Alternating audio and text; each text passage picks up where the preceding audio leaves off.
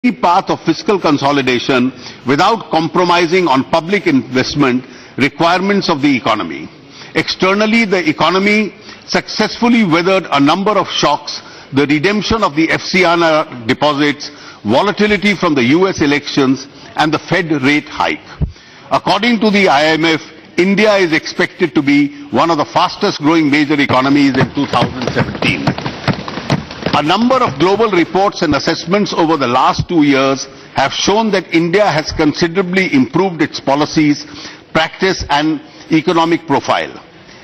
These are reflected in the Doing Business report of the World Bank, World Investment Report 2016 of the UNCTAD, Global Competitiveness Report of 2015-16 and 16-17 of the World Economic Forum, and several other reports. India has become the 6th largest manufacturing country in the world, up from the 9th position previously. We are seen as an engine of global growth. In the last 1 year, our country has witnessed historic and impactful economic reform and policy making. In fact, India was one of the very few economies undertaking transformational reforms. There are two tectonic policy initiatives, namely the passage of the Constitution Amendment Bill for the GST and the progress for its implementation, and the demonetization of the high denomination bank notes. The advantages of the GST for our economy in terms of spurring growth, competitiveness, indirect tax simplification, greater transparency have already been extensively discussed in both houses of Parliament. I thank all members of both houses for having passed the Constitution Amendment unanimously. I also thank the state governments for resolving all the relevant issues in the GST Council. Demonetization of high denominational banknotes was a continuation of a series of measures taken by our government during the last 2 years. It is a bold and decisive measure. Yes. For several decades, tax evasion for many had become a way of life. This compromises the larger public interest and creates an unjust enrichment in favor of the tax evader to the detriment of the poor and the deprived. This has bred a parallel economy which is unacceptable in an inclusive society. Demonetization seeks to create a new normal wherein the GDP would be bigger, cleaner and real. The exercise is a part of our government's resolve to eliminate corruption and black money, counterfeit currency and terror funding.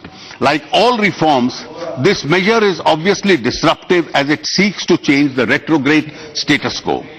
Drop in economic activity, if any, on account of currency squeeze during the remonetization period is expected to have only a transient impact on the economy.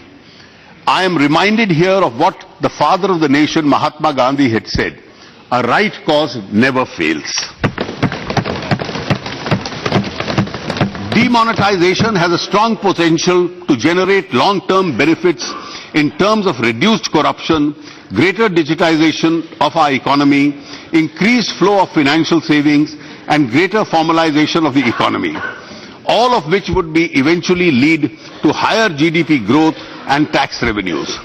Demonetization helps to transfer resources from the tax evaders to the government, which can use these resources for the welfare of the poor and the deprived. There is early evidence of an increased capacity of banks to lend at reduced interest rates and a huge shift towards digitization amongst all sections of society. We firmly believe that the demonetization and the GST, which were built on the third transformational achievement of our government, namely the JAM vision, will have an epoch-making impact on the economy and the lives of our people.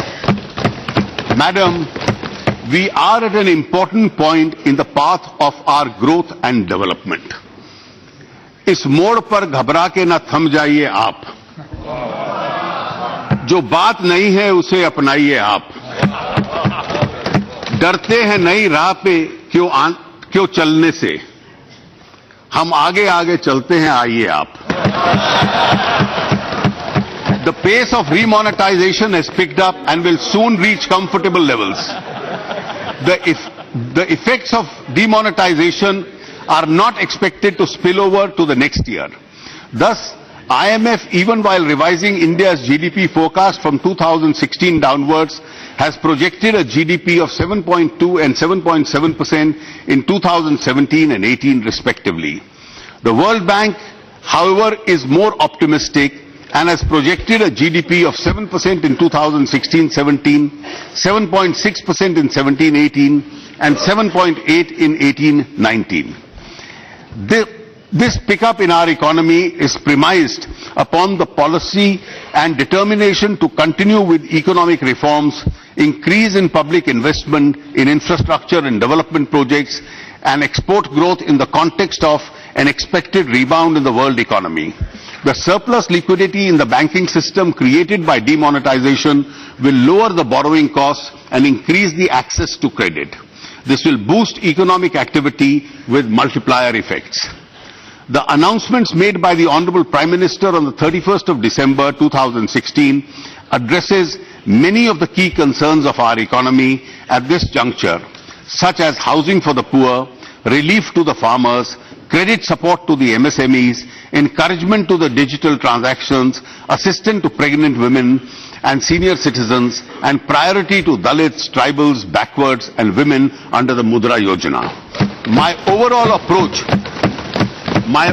approach while preparing this budget has been to spend more in rural areas, infrastructure and poverty alleviation, and yet maintain the best standards of fiscal prudence.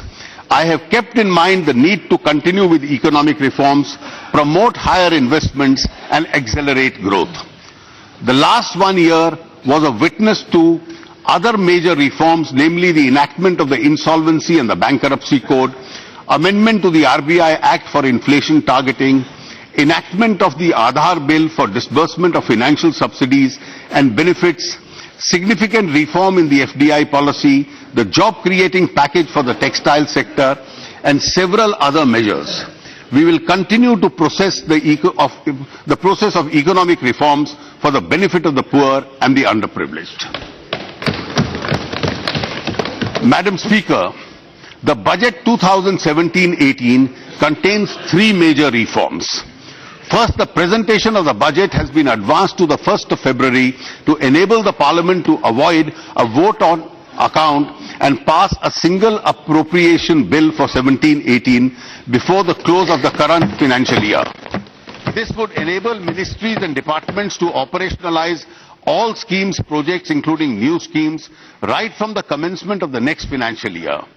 They would be able to utilize the available working season before the onset of the monsoons.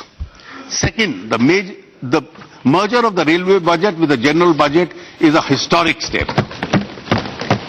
We have discontinued the colonial practice prevalent since 1924. This decision brings railways to the center stage of the government's fiscal policy and would facilitate multimodal transport planning between the railways, highways and inland waterways. The functional autonomy of the railways will, however, continue. Third, we have done away with the plan and the non-plan classification of expenditure. This will give us a holistic view of allocation for sectors and ministries. This would facilitate optimal allocation of resources. Madam Speaker, we are aware that we need to do more for our people. Continuing with the task of fulfilling the people's expectations, our agenda for the next year is transform, energize and clean India, that is Tech India. This agenda of Tech India seeks to transform the quality of governance and the quality of life of our people, energize various sections of society, especially the youth and the vulnerable, and enable them to unleash their true potential, clean the country from the evils of corruption, black money and the non-transparent political funding.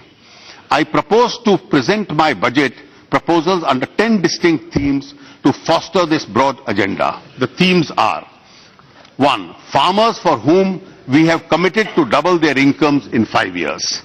2. Rural population, providing employment and basic infrastructure. 3. Youth, energizing them through education, skills and jobs. 4. Poor and the underprivileged, strengthening the system of social security, healthcare and affordable housing. 5. Infrastructure for efficiency, productivity and quality of life. 6. Financial sector, growth and stability through stronger institutions. 7. Digital economy for speedy accountability and transparency. 8. Public service, effective governance and efficiency of service delivery through people's participation. 9. Prudent fiscal management to ensure optimal deployment of resources and preserve financial stability. And 10. Tax administration, honoring the honest.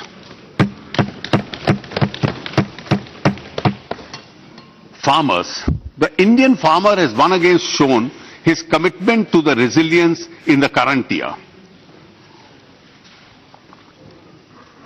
The total area sown under Kharif and Rabi seasons are higher than the previous year. With a better monsoon, agriculture is expected to grow at 4.1% in the current year. In last year's budget speech, I focused on income security to farmers to double their income in 5 years. I had also announced a number of measures. We have taken more steps to enable farmers to increase their production and productivity and to deal with the post-harvest challenges. For a good crop, adequate credit should be available to farmers in time. The target for agricultural credit in 2017 and 18 has been fixed at a record level of 10 lakh crores. इस साल madam 10 lakh crore किसानों को credit के रूप में उसका प्रावधान किया गया है. We will take special efforts to ensure adequate flow of credit to underserved areas, the eastern states and Jammu and Kashmir.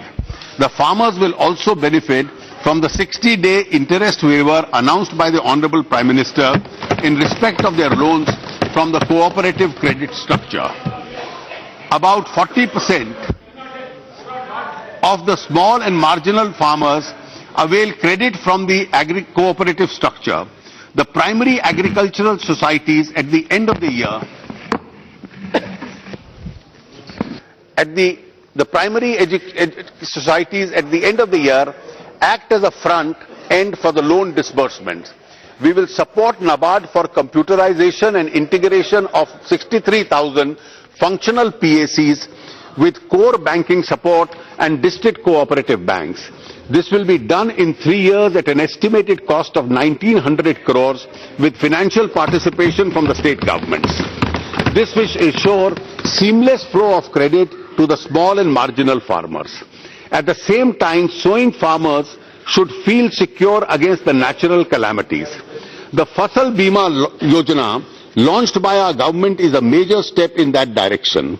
The coverage of the scheme will be increased from 30% of the cropped area in 2016-17 to 40% in 2017-18 and 50% in 18-19. The budget provision of rupees 5,500 crores in the Yojana in budget estimate of 2016 was increased to rupees 13,240 crores in 16-17 to settle the arrear claims.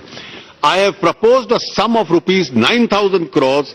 The sum insured under the Yojana has been more than doubled from 69,000 crores in the Kharif 2015 to 1,41,625 crores in the Kharif of 2016. Issuance of soil health cards has gathered momentum. The real benefit to the farmers would be available only when the soil samples are tested, quality and nutritional levels of soil is known.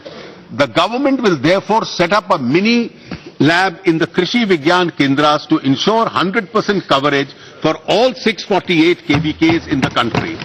In addition to 100 mini labs will be set up by qualified local entrepreneurs.